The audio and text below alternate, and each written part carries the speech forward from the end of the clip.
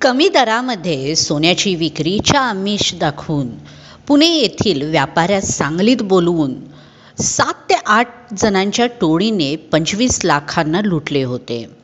सांगली कोल्हापूर रस्त्यावरील फळ मार्केट समोर 20 जून 2023 रोजी दुपारी 12:30च्या सुमारास ही घटना घडलेली होती.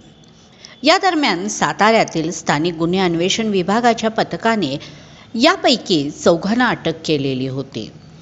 संशयितांनी चोरलेल्या 25 लाखापैकी 19,50,000 रुपये न्यायालयाच्या आदेशाने गुरुवारी सांगली शहर पोलीस ठाण्यात तक्रारदार यास परत देण्यात आले. याबाबत पोलिसांनी सांगितले की पुण्यात मयूर जैन यांच्या स्टील सिमेंटचा व्यवसाय आहे. त्यांचा मित्र असलेला सचिन काळभोर यांची संशयित अशोक रेड्डीशी ओळख आहे.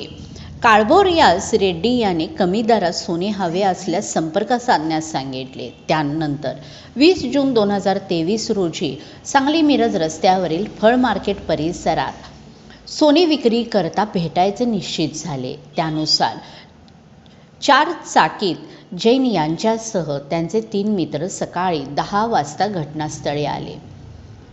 त्यांनी संशयित रेड्डीला फोन केला असता त्याने समोरील चहाच्या टपरीवर एक जण थांबला असून त्याला भेटण्यास सांगितले.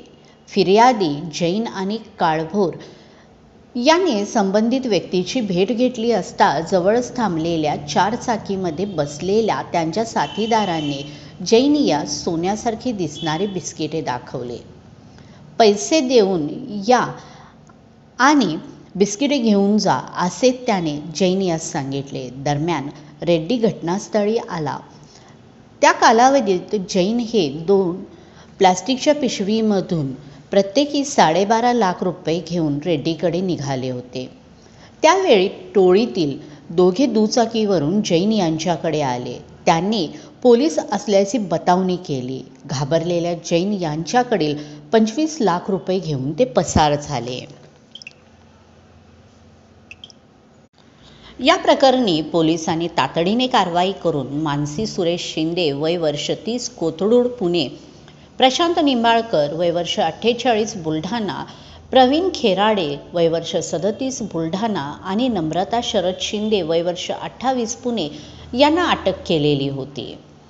याबाबत सांगली शहर पोलीस ठाण्यात मयूर सुभाष जैन, सुमंगल अपार्टमेंट, मोतीबाग, शिवाजीनगर, पुणे यांनी दिलेल्या फिर्यादीनुसार अशोक रेड्डी यांच्यासह अन्य 5 ओळखीच्या व्यक्तींवर गुन्हा दाखल करण्यात आलेला होता.